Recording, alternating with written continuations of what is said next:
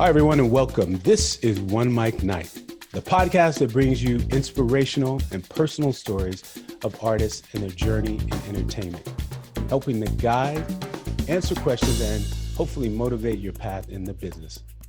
My name is Marcos Luis, and in this episode, my guest is fantastic.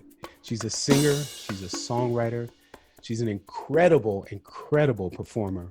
Please welcome Kita P to OneMicNite. Hi, Kita P. How you doing? Hey, how are you? Good. Thank you. Thank you so much for coming on OneMicNite podcast. Thank you for having me. I couldn't have this podcast without you, first of all. Let's start by that. So I want to do something.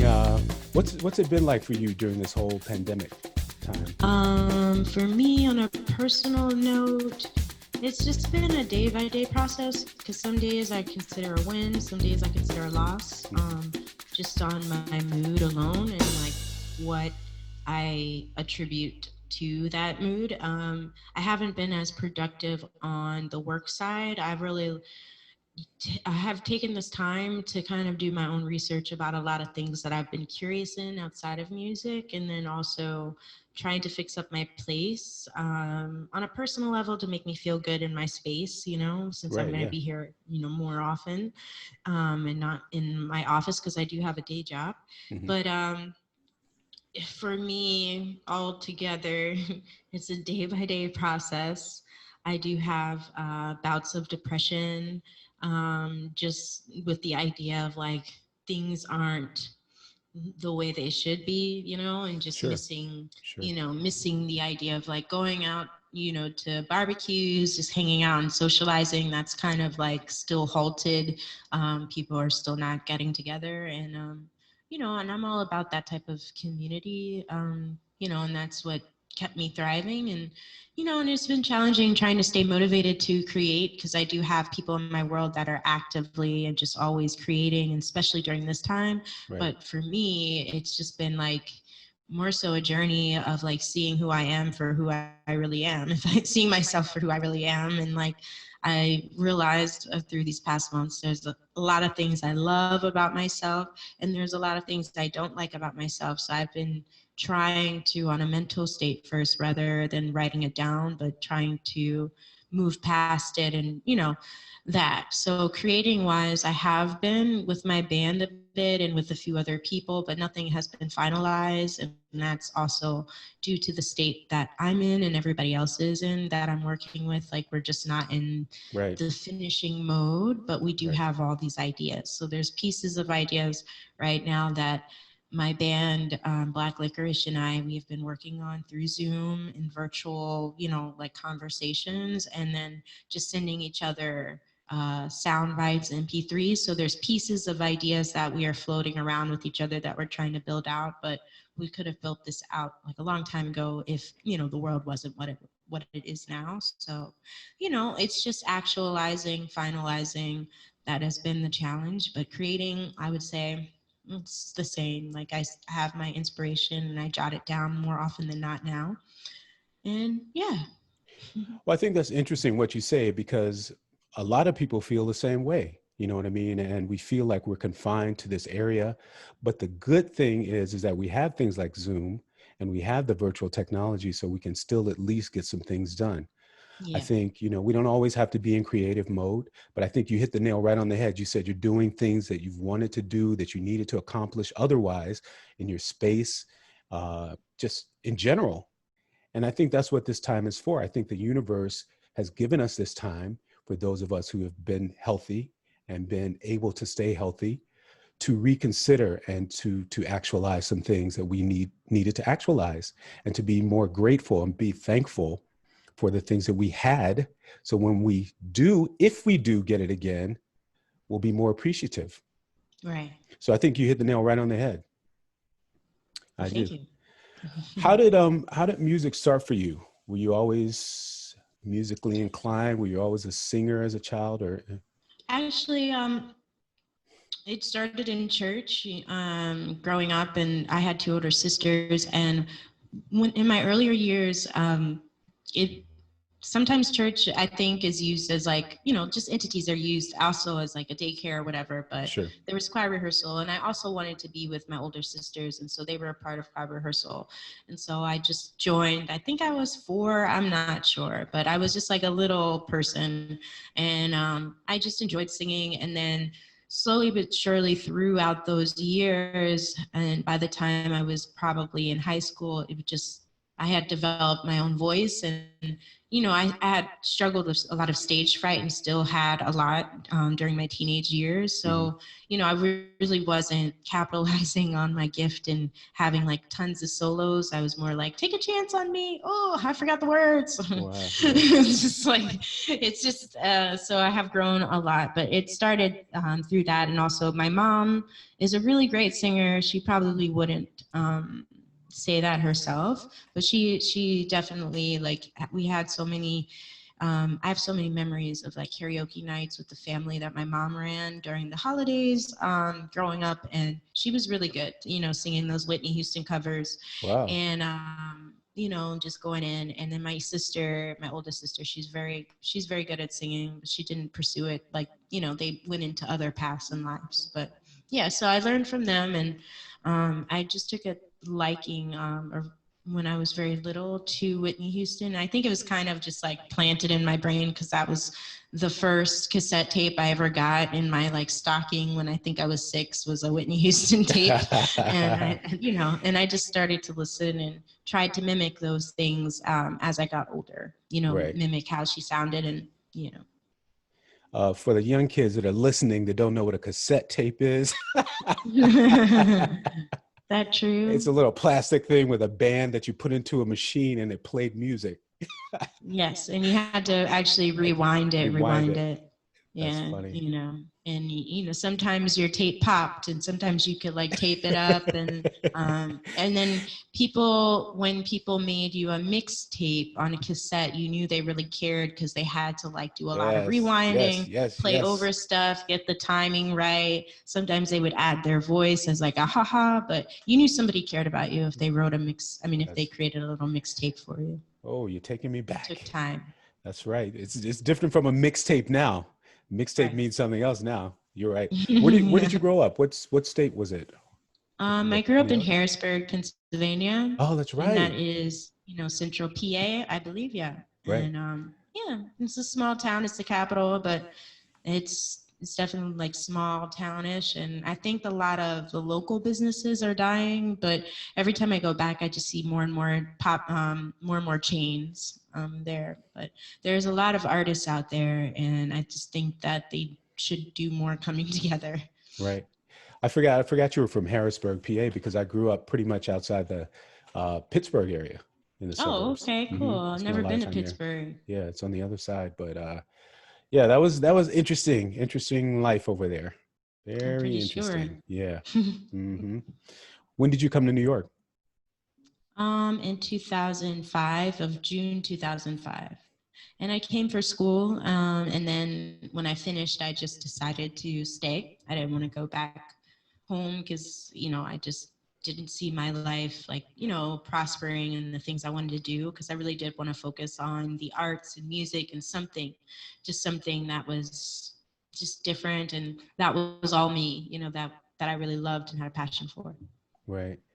Did you already have the confidence to pursue music? Did you study music in school, or were So you studying something else? yes and no. So I mean, I would say yes, but I still continue to study to this day because I didn't.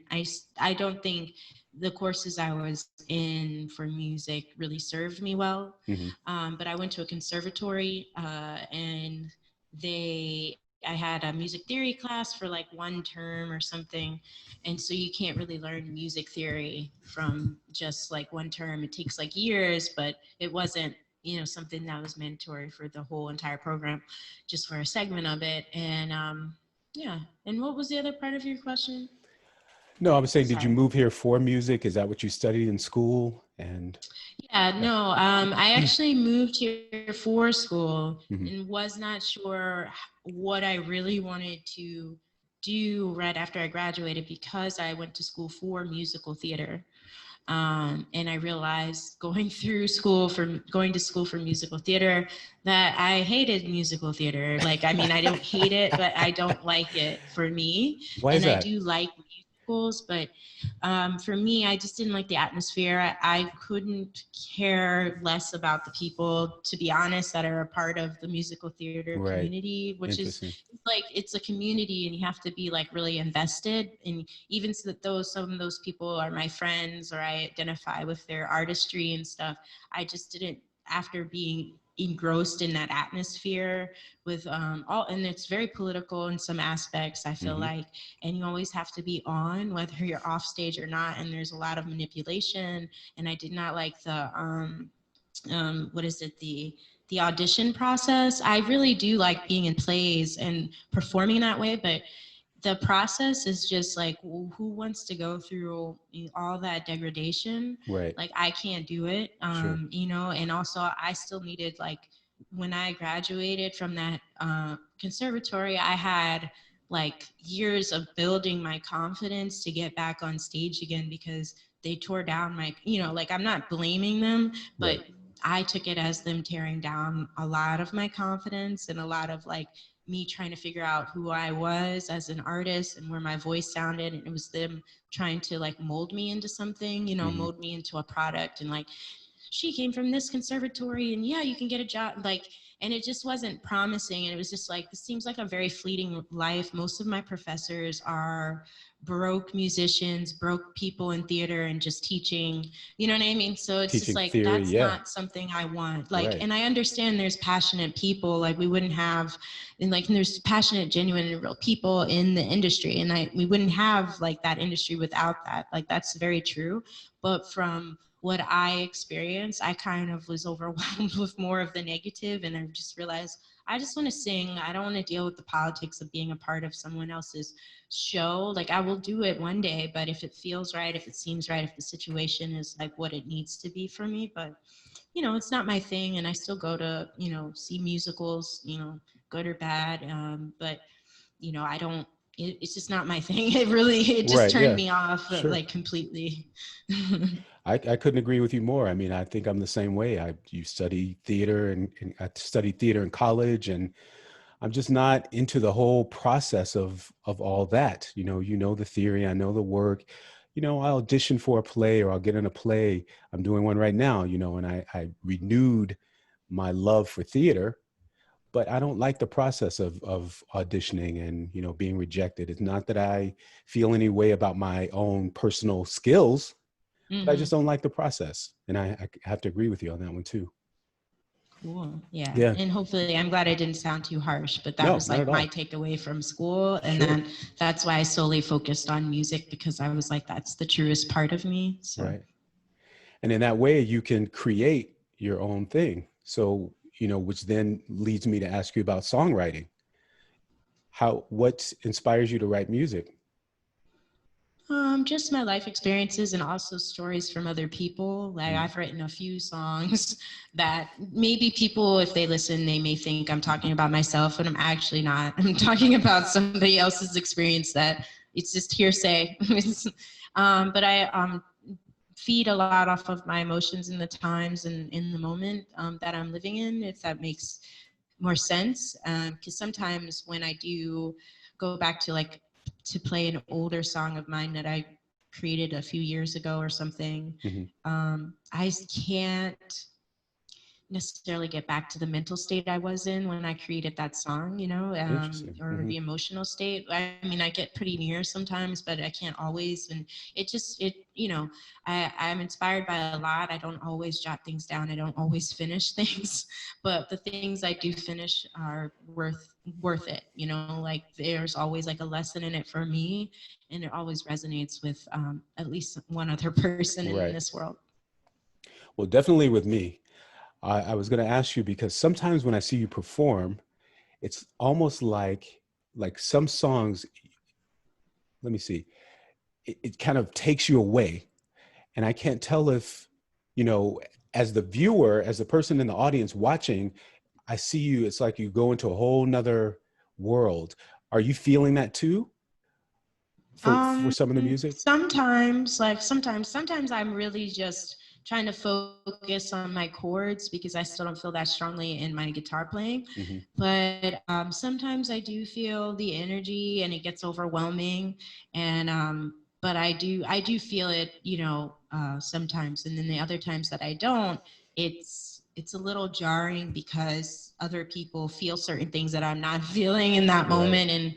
And people do like to express themselves immediately after you get off stage and like come up to you, which is great, which is wonderful. But I haven't always handled myself well in those situations because of the energy. And like, I've had people come up to me immediately after me stepping off stage just in tears. And it's been so jarring. And I know that they're like happy and feeling something great, but it's just like, I'm glad that you're feeling that. And that's really what I want for you to have that experience and, really grow or, just have something to take away that resonates. But sometimes that's what it is. It's just for you. You don't need to come back to me to tell me or to try to place any of that energy on me, because it really did come from you because you're experiencing it. Because I was in the same place at the same time with you singing my song and I did not experience it, if that makes sense. But we are experiencing something together. Right.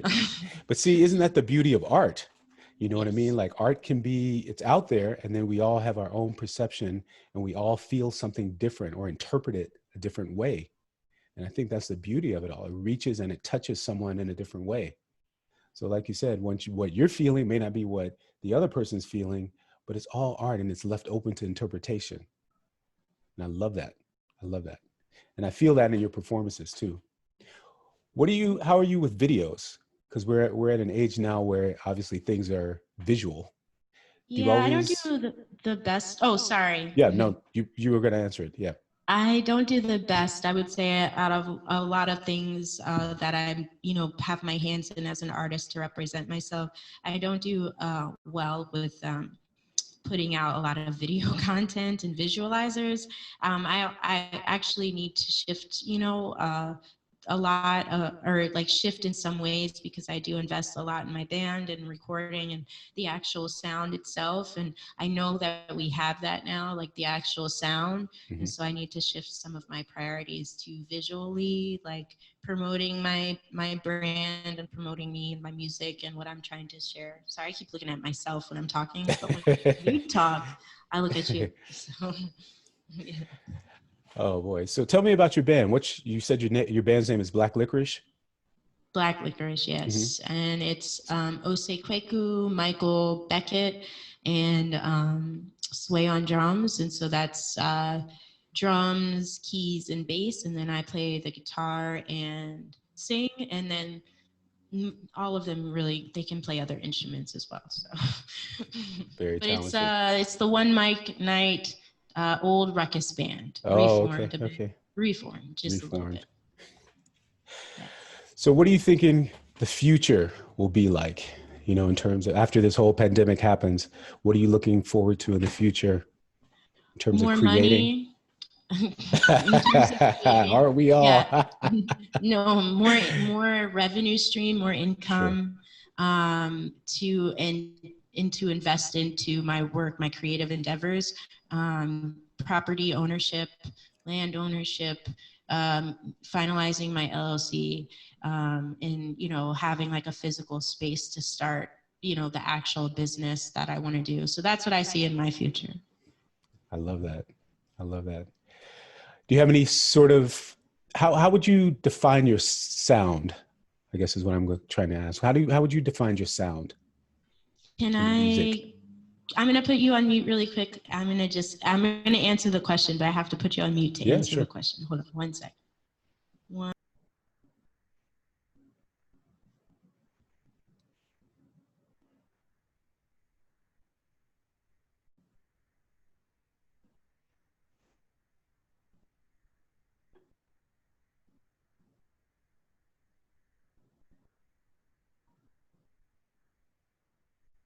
I have a company. I have a guest, a dear friend of mine, and I don't know how to answer the question. So I asked her because she likes my music. So, and I thank you. And so, so I would say modern soul. Modern soul. Wow. Okay. That's yeah, I guess that would describe it. Is there someone or artist that you like or that you are inspired by? So there are three specific artists that I'm very inspired by. That is Michelle and Degacello. Yeah. That is, I came to your restaurant after her show at the Murmur. So yeah, like I like seek her out. So her, Janko Milovic, and he's an orchestral person. Like I think he's from Ukraine. I don't know, someplace over there. And he just makes like great orchestral compositions, and like it's just beautiful, and you can be lost in the sauce. And a lot of hip hop artists sample him. Jay-Z's Death of Autotune is Janko. It's completely the same song. He didn't change anything. Mm-hmm. It's just Janko Nilovic's, I think it's In This Space track. That's what it's called. Okay. So yeah, I like him, and I'm very inspired by him, and I'm very inspired by Anita Baker. Anita I really Baker. love Anita Baker. Yeah, that's the old school. That's sort of a jazzy, yeah, the queen of jazz, modern jazz. Yes. You're right. Yeah. She's awesome. Well, I want to thank you for spending some time with me, but I would love it if you played a little something for us here in One Mic Night. Cool. So we get a little sample of what Kita P does. I'm glad to. And what I'm going to do is I'm going to ask my dear friend, since she's sitting here with me, if she has any requests, because I'm going to sing one song, and she's here, and she's been sitting through this whole interview. So what song would you? Love it. Okay, I can do that. That's like the song I can do. Yeah. So I'm going to do a Kita P classic upon request of a dear friend. Okay? All and right. you can hear me just fine, right? Yep, it's perfect. And my guitar. Awesome. Cool. So you know the song. It's Dream. It's available. It's called Dream by Akil. And Akil wrote it. That's why it's called Dream by Akil. I sang it. So yeah.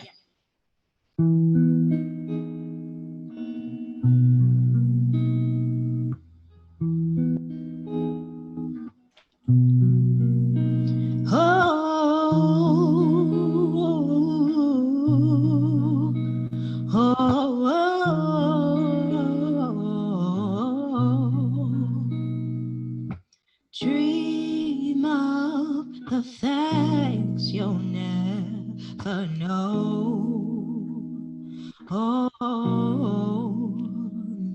Dream of the beauty within your soul. When you dream,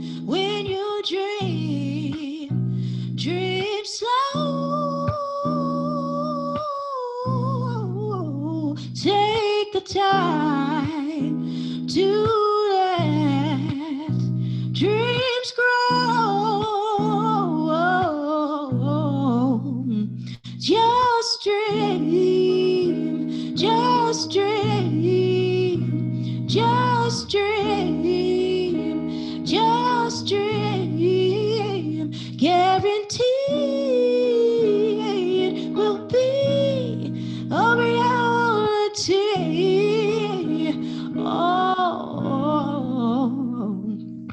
Dream through the fears of things unknown.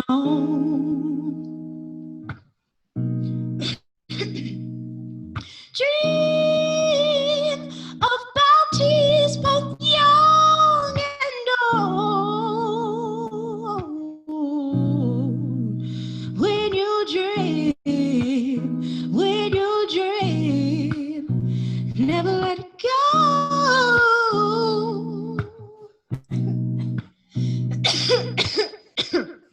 Excuse me.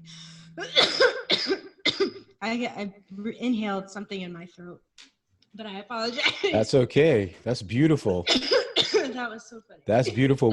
I just wanted a sample. I didn't know I was going to get a whole concert. That's beautiful. Thank you, Kita P. I apologize. That's all right. That's beautiful. You breathe in like the wrong air. No. I just wanted a little sample. Ladies Okay, and well, everybody, thank please make sure you follow Kita P, because now, Baby, where you at? Where you at, baby? that's my mom. She wants to know where we can find you on social media. So Oh, let wow. I was like, everybody, wow. let everybody know where you at, baby. You can find me on all social media platforms at KITAP Music, KITAP Music, all one word, or you can just go to KITAP music.com and you can find all of my social media through that one platform. Thank you, Kita P. And get ready, because the live series is coming back, and I definitely want you to be on. We're going to do virtual shows again, and I would love for you to be on the OneMicNite show. Everybody, please make sure you follow Kita P on all the social media. Check her out. The voice is incredible, incredible performer. Also, thank you for listening to OneMicNite, the podcast. Please subscribe, download, share this podcast. And now go to YouTube /OneMicNite. OneMicNite is spelled OneMicNite. Subscribe to the channel. Check out the past videos all the way back from 2006. Yes. You can also follow me at Marcos Luis, MarcosLuis. Check out what I do, marcosluis.com. And thank you all for listening to OneMicNite, the podcast. Thank See you, next time. Marcos. Thank you, Kita P. I appreciate it. Thank you.